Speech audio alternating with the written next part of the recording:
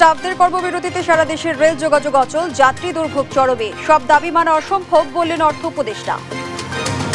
দুদিন আগে টিকিট কেটেও আমি এখন এই কর্মবিরতি তাদের একটা কিসের জন্য আমি এখানে ফেসে গেলাম। আমরা যতটুকু আমাদের সম্পদের ইস্যুতে আমরা বলেছি, অন্যরা সংস্থা আমরা যে বই দিয়েছি আমরা দিয়েছি।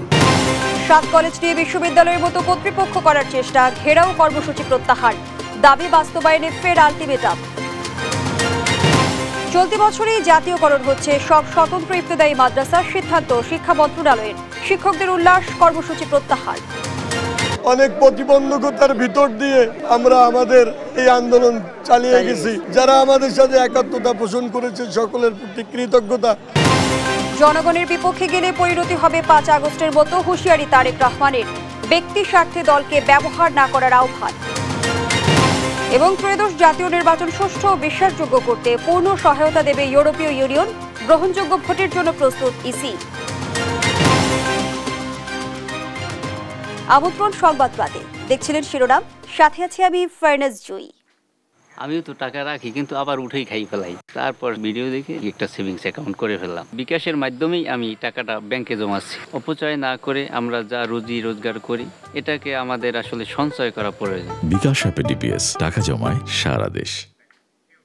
এবারে বিস্তারিত। রানিং স্টাফদের কর্মবিরতিতে সারা দেশে অচল হয়ে পড়েছে রেল যোগাযোগ। সকাল থেকেই বন্ধ রয়েছে সব রুটের ট্রেন। এতে স্টেশনে এসে চরম বিপাকে পড়েন দূরপাল্লার যাত্রীরা। এদিকে বিকল্প হিসেবে ট্রেনের টিকিটই বিআরটিসি বাসে যাত্রীদের গন্তব্যে পৌঁছানোর ব্যবস্থা করে রেল মন্ত্রণালয়। মোহাম্মদ আলাউদ্দিনের রিপোর্ট। মূল বেতনের সঙ্গে রানিং অ্যালাউন্স যোগ করে পেনশন এবং আনুতোষিকের দাবি পূরণ না হওয়ায় কর্মবিরতিতে নামেন বাংলাদেশ রেলওয়ে রানিং স্টাফ ও শ্রমিক কর্মচারীরা। এতে সারা দেশে বন্ধ হয়ে যায় রেল চলাচল। মঙ্গলবার সকালে রেলপথ মন্ত্রণালয়ের জনসংযোগ কর্মকর্তা এক বার্তায় জানান, বাংলাদেশ রেলওয়ের রানিং স্টাফদের কর্মবিরতির পরিপ্রেক্ষিতে আজ সারা দেশে রেল যোগাযোগে বিঘ্ন ঘটছে। রানিং স্টাফ ঐক্য পরিষদের কর্মবিরতির কারণে আজকে ভোর 4:45 থেকে এখন পর্যন্ত যে সকল ট্রেনগুলো যাওয়ার কথা সেগুলো এখন পর্যন্ত যেতে পারে না। আগে থেকেই টিকিট কাটা যাত্রীরা কর্মবিরতি সম্পর্কে না জেনেই ভিড় করেন দেশের বিভিন্ন স্টেশনে। ঘন্টার পর ঘন্টা অপেক্ষা করেই ফিরে যেতে দেখা যায় তাদের অভিযোগ, ট্রেন না থাকার বিষয়টি এসএমএসও জানানো হয়নি। এখন আইসা থেকে ট্রেন যাবে না, এখন তো অনেক ভোগান্তিতে পড়ে গেলাম ভাই। এখানে নামার পরে শুনলাম যে ট্রেন চলাচল বন্ধ, তো এখন আমরা এখানে একটা ভোগান্তির মধ্যে পড়ে আছি। তারপরে এখন টিকিটের টাকা ফেরত দিবে কিনা এই ব্যাপারেও কোনো কথাবার্তা নাই। টিকিট দেওয়া হয়েছে কিন্তু এখন বলে যে ট্রেন যাবে না। এখন ওরা মাইকিং অ্যানাউন্স করছে যে আন্তরিকভাবে দুঃখিত। এখন কোথায় যাব, কি করব সেটাই বুঝে পাচ্ছি না। এদিকে ট্রেন না পাওয়ায় রাজশাহী রেলওয়ে স্টেশনে ভাঙচুর এবং রেলের 2 জন স্টাফকে শারীরিকভাবে লাঞ্ছিত করেন বিক্ষুব্ধ যাত্রীরা। পরে কয়েক ঘন্টা অপেক্ষার পর সকালে ট্রেনের যাত্রীরা টিকিট ফেরত দিয়ে সমপরিমাণ টাকা নিয়ে প্ল্যাটফর্ম ছাড়েন। সেটা আমাদের প্রস্তুতি ছিল যে গাড়িগুলো ছেড়ে যাবে, কিন্তু নির্ধারিত সময়ে আমরা গাড়িগুলো ছাড়তে পারি নাই। সেখানে যাত্রীদের অসন্তোষ দেখা দেয়। সেই প্রেক্ষিতে আমরা আমাদের ঊর্ধ্বতন কর্মকর্তাদের পরামর্শে আমরা টিকিটগুলো রিফান্ডের ব্যবস্থা করি।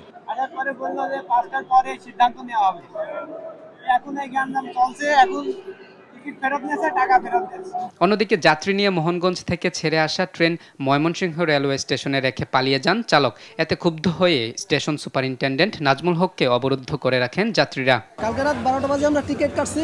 সেই টিকিট নিয়ে আমরা মোহনগঞ্জ যখন আসি, মোহনগঞ্জ আসার পর ঠিক আছে, ওইখান থেকে ঠিকই আপনার ট্রেনটা চলতেছে। মাইমিসিং আসার পর এখানে বলতেছে আর যাবে না। এই ব্যাপারে আমি কর্তৃপক্ষের সাথে জানিয়েছি।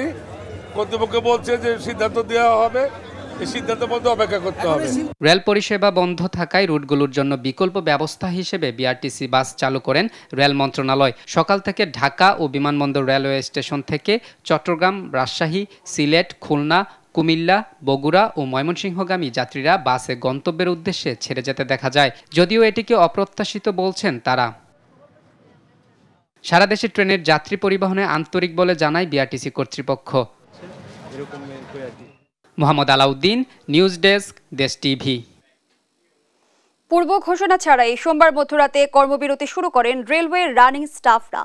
এতে চরম দুর্ভোগে পড়েছেন সারা দেশের হাজার হাজার যাত্রী।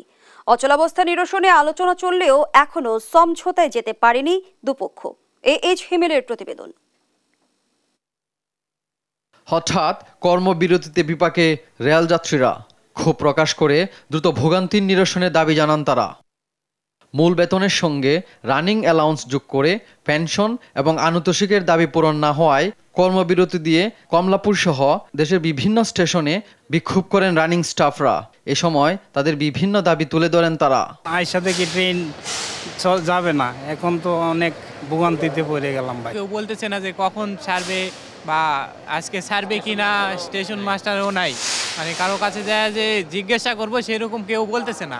বাবু নিয়ে অনেক কষ্ট হচ্ছে, কোন সময় ট্রেন ছাড়বে জানতে পারি না। ট্রেনের কোনো খবরই পাইতেছি না, কতক্ষণ লেট না কেমন করতাম। মঙ্গলবার দুপুরে কর্মবিরতি প্রত্যাহারে রানিং স্টাফ, রেলওয়ে ঊর্ধ্বতন কর্মকর্তা ও রাজনৈতিক নেতাদের সঙ্গে বৈঠকে বসেন রেল সচিব ফাহিমুল ইসলাম, কিন্তু কোনো সমাধান ছাড়াই শেষ হয় সেই বৈঠক। এর আগে সকালে রেল স্টেশন পরিদর্শন শেষে রানিং স্টাফদের যৌক্তিক সমাধানের আশ্বাস দেন রেল উপদেষ্টা। আমরা চাই না যে এটা অনির্দিষ্টকালের জন্য চলুক, আমরা চাই এটা ইমিডিয়েটলি অবসান হোক এবং আমরা মনে করি তাদের মধ্যে এই সুবুদ্ধি ফিরে আসবে। আর অর্থ উপদেষ্টা জানান, রেল কর্মকর্তাদের যৌক্তিক দাবি আগেই মেনে নেওয়া হয়েছে, নতুন করে কোনো দাবি মেনে নেওয়া সম্ভব নয়। কয়েকদিন আগেই আমাদের তাদের যৌক্তিক যে সেগুলো আমরা দিয়েছি, তারপরে তারা কেন করেছে এটা তাদের ব্যাপার। কারণ হয় কি, প্রত্যেকেরই দাবি দেওয়া, একাধিক দাবি দেওয়া থাকে, তাই না? তারা বলেছে এই দিতে হবে, ওভারটাইম অ্যালাউন্স দিতে হবে, পেনশন। আমরা যতটুকু আমাদের সম্পদের সেটা আমরা বলেছি, অন্যরা সংস্থা আমরা যেভাবে দিচ্ছি আমরা দিয়েছি। এতে মোটামুটি আমার মনে হয় একটা যুক্তি ছিল এবং আমরা দিয়েছি সুবিধা। তবে রেল কর্মচারীদের যৌক্তিক দাবি মূল্যায়ন করে রেল চলাচল স্বাভাবিক করার দাবি জানান যাত্রীরা। এইচ হিমেল, দেশ টিভি, ঢাকা। দর্শক, এই নিয়ে আলোচনার জন্য আমাদের সঙ্গে যুক্ত হচ্ছেন সহকর্মী এইচ হিমেল।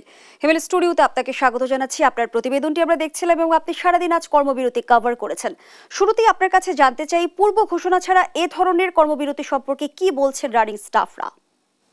ধন্যবাদ আপনাকে। আমি আজকে সকাল থেকে কমলাপুর রেল স্টেশনে ছিলাম। তো আমি প্রথমে গিয়ে চেষ্টা করেছি যে এখানে স্টাফ যারা আছেন তাদের সাথে কথা বলার জন্যে, যে আসলে তারা যে ঘোষণাটি দিয়েছে যে 28 তারিখে একদম তারা চূড়ান্ত পর্যায়ে কর্মসূচিতে যাবে, তো সেই ব্যাপারে তাদের মতামত নেওয়ার চেষ্টা করেছি। তারা যেটি বলছেন যে সপ্তাহখানিক আগে, অর্থাৎ গত বুধবারে চট্টগ্রাম পুরাতন রেল স্টেশন থেকে আসলে তারা এই কর্মসূচিগুলো ঘোষণা দেয়, 1 সপ্তাহ সময় বেঁধে দেয় সরকারকে, যে তাদের দাবি দাওয়াগুলো মেনে নিতে হবে, নাহলে তারা 28 তারিখ তাদের হচ্ছে যে কঠোর কর্মসূচি সেদিকে তারা ধাবিত হবে। তো সেটার জন্য আমি ব্যক্তিগতভাবে বেশ কয়েকজন স্টাফ কর্মচারীদের সাথে কথা বলার চেষ্টা করেছি। তারা সেটাই বলছেন যে আমরা আসলে পূর্ব ঘোষিত কর্মসূচি ছাড়াই আসলে সেটা করছি না। আমরা এর আগে জানিয়েছি, সম্প্রতি 1 সপ্তাহ আগে আমরা জানিয়েছি, তো সরকার সেগুলো আমলে নিচ্ছে না, সেই জন্য আমরা এখন এই কর্মসূচিতে এসেছি। তো সেই ক্ষেত্রে তাদের আসলে এই ধরনেরই বক্তব্য আমি জানতে পেরেছি, অর্থাৎ যে রানিং স্টাফ তারা বলছে যে তাদের এমন ঘোষণা আগে থেকেই ছিল। হিমেল, আপনি সারাদিন কমলাপুর রেল স্টেশনে ছিলেন, যাত্রী ভোগান্তি তো আপনি সরেজমিনেই দেখেছেন। আপনাকে আমি আরেকটু মাঝখানে ক্লিয়ার করতে যাই, সেটা হচ্ছে যে আগে থেকে ছিল, মানে হচ্ছে সপ্তাহখানিক আগে, অর্থাৎ গত বুধবারে হচ্ছে তারা চট্টগ্রাম যে পুরাতন রেল স্টেশন আছে সেখান থেকে কিন্তু তারা দাবিগুলো তুলেছিল, যার কারণে হচ্ছে তারা ওটাকে পূর্ব ঘোষিত ছাড়াই মেনশন করছেন না। তারা যেটা বলছেন যে আমরা 1 সপ্তাহ আগে আমরা এই বিষয়গুলো বলেছি এবং আমরা 28 তারিখের আলটিমেটাম কিন্তু আমরা দিয়েছিলাম, সেই জন্য আমরা এখন ফাইনাল যে কর্মসূচি আছে সেদিকে আমরা ধাবিত হয়েছি। আপনি তারপরে যাত্রী ভোগান্তির প্রসঙ্গে ছিলাম আমরা। যাত্রী ভোগান্তি আপনি সরেজমিনেই দেখেছেন, যাত্রী ভোগান্তি নিরসনে রেল কর্তৃপক্ষের ভূমিকা কি ছিল? যাত্রী ভোগান্তির ব্যাপারে রেল কর্তৃপক্ষের কোয়েশনের উত্তরে যাওয়ার আগে আমি একটু বলতে চাই, যাত্রীরা, আমি সকালে যখন গিয়েছি তখন শত শত যাত্রী আসলে রেল স্টেশনে অপেক্ষা করছিল। তারা শঙ্কিত ছিল যে আসলে কখন এই দুর্ভোগের শেষ হবে, কোনো ধরনের তারা অ্যানাউন্স পাচ্ছে না সেখান থেকে যে আসলে রেল কর্তৃপক্ষ কী বলবে, তারপর তারা আসলে ট্রেন পাবে কি না, নাকি আসলে তাদের হচ্ছে ফিরে যেতে হবে। তারা সেই দুর্ভোগের মধ্যে প্রথমেই আমি সেটা লক্ষ্য করেছি। তো সেখান থেকে আমি যাত্রীদের সাথে কথা বলার চেষ্টা করেছি। তারা আমাকে যেটা জানিয়েছেন, তারা বলছেন যে এইখানকার যে কর্মসূচি পালিত হচ্ছে সেটা অনেকে বলছেন যে আমরা কিছুটা অবগত, কিন্তু আমরা নিশ্চিত ছিলাম না। অনেকে বলছেন যে আমরা আসলে অবগত না, সেটা কিন্তু তারা দাবি করেছেন। এবং আমি এখানে লক্ষ্য করেছি সবচেয়ে খুব দুঃখ এবং পরিতাপের বিষয় যে ছোট ছোট বাচ্চারাও কিন্তু এখানে আছে, এবং শিশুদেরকে আমি দেখি যে তাদের মায়েরা নিয়ে এসেছেন, তারাও কিন্তু খুব চরম দুর্ভোগে সময় কাটাচ্ছিলেন। আপনি যেটা বলছিলেন যে রেল কর্তৃপক্ষ আসলে কি বলছেন, আমি যাত্রীদের সাথে কথা বলার পর, অর্থাৎ রেল সেবা নেওয়ার যে যাত্রীরা তাদের সাথে কথা বলার পর রেল কর্তৃপক্ষের যে এখানকার স্টেশন ম্যানেজার আছে ওনার সাথে কথা বলার চেষ্টা করেছি এবং কথা বলেছিলাম। উনি যেটা জানিয়েছেন যে প্রাথমিকভাবে উনি বলেছেন যে যেহেতু এরকম একটা সমস্যা উপনীত হয়েছে, সেক্ষেত্রে হচ্ছে তারা রিটার্ন টিকিটের যে প্রক্রিয়া সেটা চলমান রেখেছেন, এবং পরবর্তীতে বলেছেন ঠিক একই টাইমে একই সময়ে আমি আসলে তিনি উত্তরগুলো আমাকে দিয়েছিলেন। বললেন যে উপদেষ্টা মহোদয়, অর্থাৎ বর্তমান অন্তর্বর্তীকালীন সরকারের যে রেল উপদেষ্টা আছেন তিনি তাদের সাথে কথা হয়ে যোগাযোগ করে তারপর হচ্ছে তারা সিদ্ধান্ত জানাবেন, সেটাই রেল কর্তৃপক্ষ আমাকে জানিয়েছিলেন। আর আমি এখানে মাঝখানে একটু বলে রাখি, সেটা হচ্ছে যে কমলাপুর রেল স্টেশন যখন আমরা অবজার্ভ করছিলাম, সব কিছু পর্যবেক্ষণ করছিলাম, অর্থাৎ দুপুর 12টার পর ওখানে হচ্ছে রাজনৈতিক নেতারা ছিলেন, তারপর হচ্ছে সচিব ছিলেন এবং ঊর্ধ্বতন কর্মকর্তারা ছিলেন। তারা ভিআইপি যে কেবিন আছে সেখানে তারা বৈঠক করেছেন। 12টা থেকে 3:30 অবধি তারা বৈঠক করেছেন। আমরা অপেক্ষা করেছিলাম তাদের সিদ্ধান্তের জন্য, কিন্তু আমরা দেখলাম যে তারা সর্বশেষ কোনো কথা না বলে বৈঠক শেষ করে তারা ওই যে কনফারেন্স রুম সেখান থেকে তারা বেরিয়ে যায়, এবং তারা, আমি যতটুকু জানতে পেরেছি, তারা হচ্ছে অর্থ মন্ত্রণালয়ের দিকে যাচ্ছেন এবং সেখানে আরেকটি বৈঠক করবেন। তাদের সাথে আমাদের কোনো কথা হয়নি, কোনো প্রেসের সাথে ওনারা কথা বলেনি। আমি যতটুকু পেরেছি তাদের যে আশেপাশের সহকর্মী এবং যে অফিসার আছে তাদের সাথে কথা বলে সেটা জানতে পেরেছি যে তারা অর্থ মন্ত্রণালয়ের দিকে যাচ্ছেন, সেখানে একটু বৈঠক করার পর তারপর তারা সিদ্ধান্ত ইতিমধ্যে কিন্তু অর্থ উপদেষ্টা জানিয়েছেন যে সব দাবি মানা অসম্ভব। অচল অবস্থা কাটবে কিভাবে? জি প্লিজ আরেকবার যদি বলতেন। অর্থ উপদেষ্টা যেমনটি জানিয়েছে সব দাবি মানা অসম্ভব। আচ্ছা হ্যাঁ, আমি এটা যোগ করতে চাচ্ছিলাম, সেটা হচ্ছে যে আমরা যখন লাস্ট ওখানে ছিলাম অর্থাৎ 3:30 অবধি, তখন রেল কর্তৃপক্ষ যে মিটিংটা করেছেন তারা রেল স্টেশনে, তারা হচ্ছে কোনো কথা না বলে অর্থ মন্ত্রণালয়ের দিকে যায়, এবং তাদেরকে কিন্তু আমরা আর পাইনি, কথা বলার মতো সিচুয়েশন তখন ছিল না। আর অপরদিকে আপনি যেটা বলেন যে অর্থমন্ত্রী বললেন যে সব দাবি দাওয়া মেনে নেওয়া হয়েছে, আর সব দাবি মানা অসম্ভব এমনটি বলেছেন। হ্যাঁ, অসম্ভব। নিশ্চয়ই আমাদের আসলে প্রতীক্ষা করতে হবে পরবর্তী সময়ে কি হতে যাচ্ছে। ধন্যবাদ জানাচ্ছি AH হিমেল। স্টুডিওতে যুক্ত ছিলেন AH হিমেল। রেলে কর্মবিরতির বিরূপ প্রভাব পড়েছে পণ্য ও যাত্রী পরিবহনে। সার্বিক পরিস্থিতি জানাতে রাজশাহী থেকে যুক্ত হচ্ছেন সহকর্মী কাজী শাহেদ। রেল সেবা বন্ধ থাকায় রাজশাহীতে কি ধরনের প্রভাব পড়েছে বিস্তারিত জানতে চাই। ধন্যবাদ জুই। যেহেতু আজকের যে কর্মকর্তা কর্মচারীদের যে সঙ্গে সরকারের ওই মন্ত্রণালয়ের যে বৈঠকটি ছিল সেটি কিন্তু সমঝোতা হয়নি, ফলে যে অচল অবস্থা এবং দুর্ভোগ নাগরিকদের সেটি কিন্তু অব্যাহত আছে। এবং এখন পর্যন্ত যে পরিস্থিতি, ট্রেনগুলি যেহেতু ছেড়ে যায়নি, যাত্রীরা মাঝে মাঝে আসছেন এবং তারা যে টিকিটটি সংগ্রহ করেছেন তার টাকা অনেকে ফেরত নিচ্ছেন। থেমে থেমেই কিন্তু আমরা দেখছি রেল স্টেশনের মাইকে ঘোষণা করা হচ্ছে যে তারা যেন টিকিট ফেরত দিয়ে টাকা নিয়ে যান। এখন টিকিট কাউন্টারটি ফাঁকা, যারা আসছেন তারা মূলত আজকে রাত্রে এবং কালকে সকালের যেসব ট্রেনগুলি ছেড়ে যাওয়ার কথা সেইগুলির টিকিটই তারা মূলত টাকা ফেরত দিয়ে টাকা নিতে যাচ্ছেন। রেলওয়ের যে কর্মকর্তা কর্মচারীরা যারা আছেন এখানে স্টেশনে দায়িত্ব পালন করেন, সকালবেলা তাদেরকে দেখা গেলেও দুপুরের পরপর তাদেরকে আর দেখা যায়নি এবং তারা এখনো নেই। যেহেতু আমরা কথা বলেছিলাম এই স্টেশনের যিনি স্টেশন ম্যানেজার আছেন শহীদুল আলম, তিনি যেটি জানিয়েছেন যে যতক্ষণ পর্যন্ত ঢাকা থেকে ঘোষণা না আসছে ট্রেন ছাড়ার, সে পর্যন্ত তারা এইখানে কোনো রকম ঝুঁকি নিতে চান না।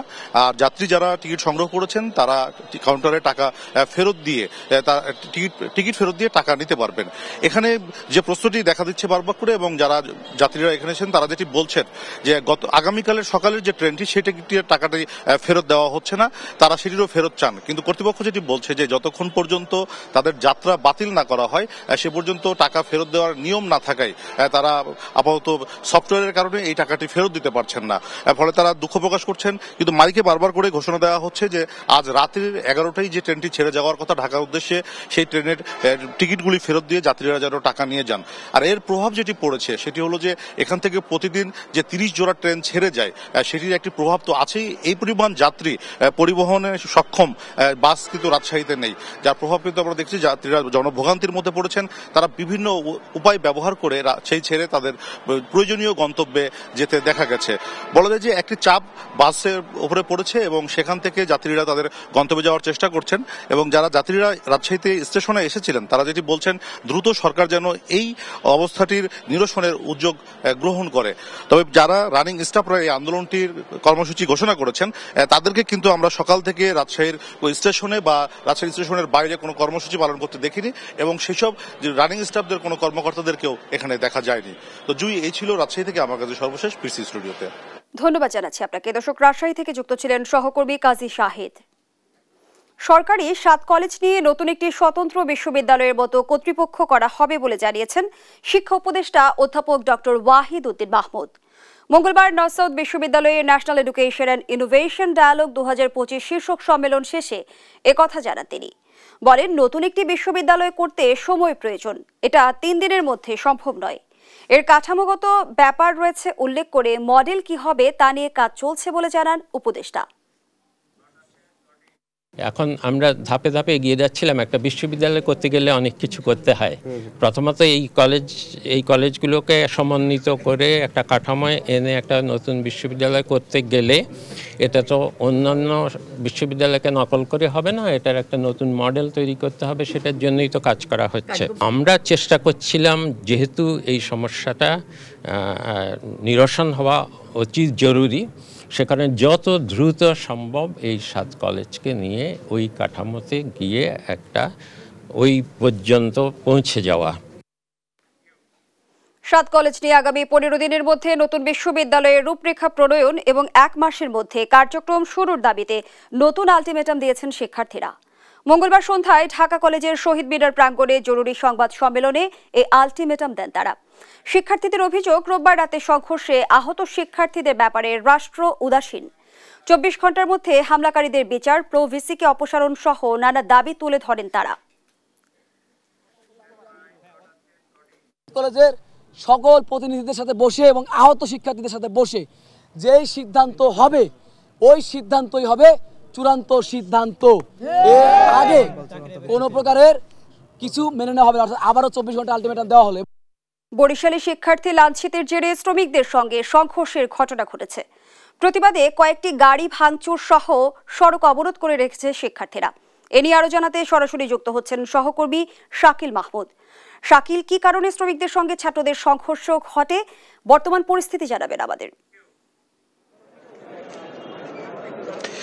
দেখুন, এই মুহূর্তে আমি আছি বরিশালের রূপাতলী বাস টার্মিনাল এলাকায় এবং আপনারা দেখতে পাচ্ছেন যে পুরো এলাকাটি কিন্তু আইন শৃঙ্খলা বাহিনী কিন্তু ঘিরে রেখেছে নিরাপত্তার চাদরে এবং এখানে সেনাবাহিনী, র্যাব, পুলিশ সহ আইন শৃঙ্খলা বাহিনীরা কিন্তু উপস্থিত রয়েছেন এবং এরই মধ্যে কিন্তু শিক্ষার্থী এবং যারা বাস শ্রমিক আছে তাদের মধ্যে কিন্তু একটি বৈঠক অনুষ্ঠিত হচ্ছে যাতে দ্রুত এই সমস্যার সমাধান হয়। আমরা কথা বলেছিলাম শিক্ষার্থীদের সাথে, শিক্ষার্থীরা যেটা আমাদেরকে জানিয়েছে, আজ দুপুরে বিএম কলেজের এক নারী শিক্ষার্থী আসলে বরিশাল আসার পথে তিনি এই বাসের যে ভাড়া সেই ভাড়াটি যাতে অর্ধেক নেওয়া হয়, শিক্ষার্থী কার্ড দেখান তিনি এবং এর পরিপ্রেক্ষিতে এক পর্যায়ে কিন্তু তাদের সাথে আসলে কথা কাটাকাটি হয় এবং সেই কথা কাটাকাটির বিষয়ে কিন্তু এখানের যা সেই অন্যান্য যে শিক্ষার্থী যারা আছে বিএম কলেজের তারা এই রূপাতলিতে আসে এবং এই বিষয়ে যখন বাস শ্রমিক আছে তাদের কাছে এই বিষয়ে জানতে চাওয়া হয় এবং যখন জানতে চাওয়া হয় তখন আসলে বাস শ্রমিকরা সেই শিক্ষার্থীদেরকে মারধর করেছে বলে কিন্তু অভিযোগ করেছে শিক্ষার্থীরা এবং এরই পরিপ্রেক্ষিতে আজকে সন্ধ্যায় কিন্তু পর থেকে এইখানে এই সড়ক অবরোধ করে রাখা হয়েছে। এর ফলে কিন্তু বরিশাল খুলনা যে রুট আছে এই রুটে কিন্তু এই বাস চলাচল বন্ধ আছে। এর পাশাপাশি যাত্রীরাও কিন্তু ভোগান্তিতে পড়েছে। তবে দ্রুত আসলে এই বিষয়ের সমাধান হবে বলে কিন্তু আমরা জানতে পেরেছি। এরই মধ্যে কিন্তু বরিশাল বিএম কলেজের যিনি অধ্যক্ষ আছে তিনি এরই মধ্যে এখানে এসে উপস্থিত হয়েছেন এবং শিক্ষার্থীদের নিয়ে বাস মালিক সমিতির যে নেতারা আছে তাদের সাথে এরই মধ্যে বৈঠকে বসেছেন। হয়তোবা কিছুক্ষণের মধ্যেই এই সমস্যার সমাধান হবে বলে কিন্তু আমরা জানতে পেরেছি এবং শিক্ষার্থীরা বাস ভাড়া শিক্ষার্থীদের জন্য কমানোর পাশাপাশি আসলে তারা 4 দফা দাবি জানিয়েছেন। এই দাবিগুলো যদি মানা হয় তাহলেই এই অবরোধ থেকে সরে যাবে বলে কিন্তু শিক্ষার্থীরা জানিয়েছেন। তো বরিশাল থেকে এতটুকুই ছিল আমার কাছে থাকা সবশেষ। ঠিকানা পাল্টালেন হামজা চৌধুরী। এবার ইংলিশ ফুটবলের দ্বিতীয় সারির দল শেফিল্ড ইউনাইটেডে দেখা যাবে এই মিডফিল্ডারকে। বার্টন আলবিয়ন ওয়াটফোর্ডে ধারে খেলার পর এবার তিনি ধারে খেলবেন শেফিল্ডে। তবে চুক্তিতে স্থায়ীভাবে সেখানে থেকেও যেতে পারেন এই ফুটবলার। নতুন দলে যোগ দিয়ে বেশ উচ্ছ্বসিত হামজা চৌধুরী। শেফিল্ডকে ইংলিশ ফুটবলের সর্বোচ্চ পর্যায়ে নিয়ে যাওয়ার লক্ষ্য এই মিডফিল্ডারের। শেফিল্ড ইউনাইটেডে যোগ দিতে পেরে আমি অত্যন্ত আনন্দিত। কয়েক সপ্তাহ ধরে আলোচনা চলছিল, এখন আমি শেফিল্ডের হয়ে অবদান রাখতে প্রস্তুত। দলের লিগ অবস্থান সম্পর্কে আমি জানি, শেফিল্ডের আরও বড় সাফল্য অর্জনে সহায়তা করতে চাই। শেফিল্ড হামজাকে বাংলাদেশের ঐতিহ্যের প্রতি সম্মান জানিয়ে স্বাগত জানিয়েছে। সামাজিক যোগাযোগ মাধ্যমে এক পোস্টে এই ফুটবলারকে বাংলাদেশের ব্লেড বলে উল্লেখ করেছে তারা। পোস্টের সংক্ষিপ্ত ভিডিওতে বাংলাদেশের পতাকাও প্রদর্শন করেছে ক্লাবটি। বর্তমানে শেফিল্ডের কোচ ক্রিস ওয়াইল্ডার। ওয়াটফোর্ডে ধারে খেলার সময় এই কোচের আন্ডারেই কাজ করেছেন হামজা চৌধুরী। তার ফোনেই লেস্টার ছেড়ে শেফিল্ডে এই ফুটবলার। ওয়াটফোর্ডে ক্রিসের সঙ্গে কিছুদিন কাজ করেছি, খুব অল্প সময় ছিল, তবে বেশ উপভোগ করেছি। যখন তিনি ফোন করলেন আমার কাছে একটাই অপশন ছিল। চলতি মৌসুমে লেস্টারের হয়ে ম্যাচ খেলার তেমন একটা সুযোগ পাচ্ছিলেন না হামজা চৌধুরী। এই মৌসুমে লেস্টারের জার্সিতে মাত্র 6 ম্যাচে মাঠে দেখা গেছে এই মিডফিল্ডারকে। সব মিলিয়ে লেস্টারের হয়ে 91 ম্যাচ খেলেছেন হামজা চৌধুরী। তাসবি শরণ, স্পোর্টস ডেস্ক, দেশ টিভি। গ্রুপ টেবিলের তলানির দল ঢাকা ওয়ান্ডার্সকে উড়িয়ে দিয়ে ফেডারেশন কাপের গ্রুপ সেরা হয়ে কোয়ালিফায়ারে পা রাখলো বসুন্ধরা কিংস। ফেডারেশন কাপে ফর্টিজ এফসির কাছে হারা দলটাই নিজেদের শেষ ম্যাচে ঢাকা ওয়ান্ডার্সকে 5-0 গোলে হারিয়ে এ গ্রুপে 9 পয়েন্ট নিয়ে হয়েছে গ্রুপ চ্যাম্পিয়ন। বসুন্ধরা কিংসের বিপক্ষে খেই হারায় তলানির দল ঢাকা ওয়ান্ডার্স ম্যাচের শুরু থেকেই। ব্রাজিলিয়ান মিগুয়েলের গোলে 18 মিনিটে লিড নেয় কিংস। সোহেল রানার গোলে বিরতির আগে তাদের স্কোর লাইন দাঁড়ায় 2-0। বিরতির পর আত্মঘাতী গোলে আরও এগিয়ে যায় কিংস। 70 মিনিটে সোহেল রানার দ্বিতীয় এবং 77 মিনিটে তপু গোল করলে কিংস বড় জয় পায়। বসুন্ধরা কিংসের তপু বর্মন ডিফেন্ডার হলেও নিয়মিত গোল করছেন চলতি মৌসুমে। আজও একটি গোল করেছেন এবং ম্যান অব দ্য ম্যাচও হয়েছেন তিনি। এদিকে কুমিল্লার শহীদ ধীরেন্দ্রনাথ দত্ত স্টেডিয়ামে গোল শূন্য ড্র করেছে ব্রাদার্স পুলিশ। শেষ ম্যাচে জয় ছাড়া বিকল্প ছিল না বাংলাদেশ পুলিশ এফসির সামনে। তাদের দিকে তাকিয়েছিল ফর্টিজ এফসিও। গ্রুপ পর্বের শেষ ম্যাচে ব্রাদার্স ইউনিয়নের বিপক্ষে পুলিশ জিতলেই সুযোগ থাকতো 3 ম্যাচ পরেও এ গ্রুপের পয়েন্ট টেবিলে শীর্ষে থাকা ফর্টিসের। কিন্তু দিনের সহজ সমীকরণটাই মিলিয়ে নিয়েছে ব্রাদার্স। পুলিশের বিপক্ষে ড্র করে গোপীবাগের দলটি পৌঁছে গেছে ফেডারেশন কাপের প্লে অফ রাউন্ডে। জুবাইর নূর, স্পোর্টস ডেস্ক, দেশ টিভি। জুনের মধ্যে 6 দফা দাবি বাস্তবায়নের শর্তে আন্দোলন প্রত্যাহার করেছে স্বতন্ত্র ইবতেদায়ী মাদ্রাসার শিক্ষকরা। এর আগে মন্ত্রণালয়ে বৈঠকে প্রাথমিক পর্যায়ে 1500 এবং পর্যায়ক্রমে সব ইবতেদায়ী মাদ্রাসা জাতীয়করণ সহ 6 দফা বাস্তবায়নের আশ্বাস দেয় শিক্ষা মন্ত্রণালয়।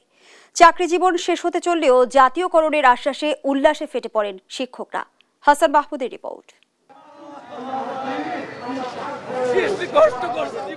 এভাবেই কান্নায় ভেঙে পড়েন আন্দোলনরত শিক্ষকরা। এ কান্না আনন্দের। টানা 10 দিনের আন্দোলনে সরকারের পক্ষ থেকে 6 দফা মেনে নেওয়ার আশ্বাসে উচ্ছ্বাস জানান শিক্ষকরা। অনেক প্রতিবন্ধকতার ভিতর দিয়ে আমরা আমাদের এই আন্দোলন চালিয়ে গেছি। মশার কামড় খাইছে, শীতের মধ্যে উল্লাস হয়ে আসছিলাম। 9 দিন 10 দিন যাবত এই ঢাকা, এখন মনে হয় না যে এত কষ্ট করছি। আজকে ঈদের চেয়ে তো বেশি আনন্দ। দীর্ঘ 40 বছর পরে আমাদের সেই কাঙ্ক্ষিত আশা আজকে অর্জন হলো। গেল 40 বছর বিনা বেতনে চাকরির অভিজ্ঞতা তুলে ধরেন শিক্ষকরা। টাকার অভাবে স্কুলে যেতে পারি না, বেতনের অভাবে ভালো স্কুলে পড়াইতে পারি না, টাকার অভাবে সন্তানকে ভালো পোশাক দিতে পারি না। 40 বছর পর আমাদের দাবি যখন পূরণ হয়েছে তখন আমরা আনন্দে আত্মহারা হয়ে কোন ভাষায় তাদেরকে আমরা অভ্যর্থনা দেবো, আমরা ভাষা খুঁজে পাই না। দ্রুত জাতীয়করণের প্রক্রিয়া শুরুর দাবি জানান তারা। তো বলছে আপাতত 12,000টা মার্চ 31 মার্চের মধ্যে ঘোষণা দিয়ে দেবে, কাগজপত্র আজকে আপনি করুন স্যার, আর বাদ বাকি যে 6,000 মাস তাদের মাঠ পর্যন্ত যা পাওয়া যাবে সবগুলো দ্বিগুণ করে দেবে। মঙ্গলবার বিকাল 4টার দিকে শিক্ষা মন্ত্রণালয়ের একজন যুগ্ম সচিব শাহবাগে এসে কথা বলেন আন্দোলনরত শিক্ষকদের সঙ্গে। পর্যায়ক্রমে ইবতেদায়ী শিক্ষকদের 6 দফা দাবি বাস্তবায়নের কথা জানান তিনি। আমরা আপনাদের সকল স্বতন্ত্র ইবতেদায়ী মাদ্রাসা যতগুলো আছে তাদেরকে পর্যায়ক্রমে এমপিওভুক্ত করা 2025 সাল থেকে শুরু করব। আগামী জুনের মধ্যে 6 দফা বাস্তবায়নের সময় বেঁধে দিয়ে আন্দোলন প্রত্যাহারের ঘোষণা দেন শিক্ষকরা। যদি জুনের মধ্যে যদি সিদ্ধান্ত চূড়ান্ত না হয়, জুলাই মাসের 1 তারিখ থেকে আমরা 19 তারিখ থেকে যে কর্মসূচি পালন করেছি দেশের সকল শিক্ষক নিয়ে আমরা পরবর্তীতে কঠোর কর্মসূচি আমরা পালন করতে বাধ্য হব ইনশাআল্লাহ। এর আগে আন্দোলনে সংহতি জানান ঢাকা বিশ্ববিদ্যালয়ের কয়েকজন শিক্ষক। সমাজে বৈষম্য হবে। দুপুর 2টার দিকে আনুষ্ঠানিক আলোচনার জন্য সচিবালয়ে যান শিক্ষকদের প্রতিনিধি দল। সেখানে পর্যায়ক্রমে সব ইবতেদায়ী মাদ্রাসা জাতীয়করণের আশ্বাস পাওয়ার কথা জানান শিক্ষক নেতারা। হাসান মাহমুদ, দেশ টিভি, ঢাকা। অনেক দিন থেকে আমার ইচ্ছা ছিল যে গিটার শিখবো। আমি যেহেতু স্টুডেন্ট, একবার এতগুলো টাকাও ম্যানেজ করা সম্ভব হবে না। জানতে পারলাম বাবার মাধ্যমে যে বিকাশে সেভিংস করা যায়। এটা সবথেকে ভালো লাগে যে কম অ্যামাউন্ট দিয়েই করা যায়। ক্যাশ আউট করতে গেলে কোনো চার্জ লাগে না। বিকাশ অ্যাপে ডিপিএস, টাকা জমায় সারা দেশ। যারাই জনগণের বিপক্ষে কাজ করবে তাদের পরিণতি 5ই আগস্টের মতো হবে বলে মন্তব্য করেছেন বিএনপির ভারপ্রাপ্ত চেয়ারম্যান তারেক রহমান। বুধবার খুলনা মহানগর বিএনপির আয়োজনে রাষ্ট্র কাঠামো মেরামতের 31 দফা ও জনসম্পৃক্তি শীর্ষক কর্মশালায় ভার্চুয়ালি যুক্ত হয়ে একথা বলেন তিনি।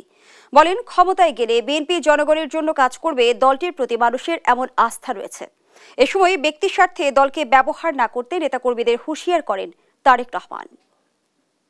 জনবিচ্ছিন্ন যদি হয় কেউ, একটি রাজনৈতিক দল, রাজনৈতিক নেতা, রাজনৈতিক কর্মীরা যদি জনবিচ্ছিন্ন হয়, জনবিচ্ছিন্ন হলে জনগণের বিরুদ্ধে, দেশের বিরুদ্ধে কাজ করলে কনসিকুয়েন্সেস বা পরিণতি কি হয়, ভাই আমরা 5ই আগস্ট দেখেছি না? আমরা 5ই আগস্ট দেখেছি। 5ই আগস্ট থেকে অনেক কিছু আমাদের শেখার আছে। দলমত নির্বিশেষে সাধারণ মানুষ যারা ভোটার এই দেশের, তারা বিএনপির উপরে আস্থা রাখতে চাইছে। এই আস্থা যদি নষ্ট করার জন্য কেউ কোনো কাজ করে, এমন কোনো কাজ করে যেটাতে আস্থা নষ্ট হবে, তাহলে ভাই তাকে তো আমার পক্ষে টানা সম্ভব না, টানবো না আমি তাকে শেল্টার আমি দেব না।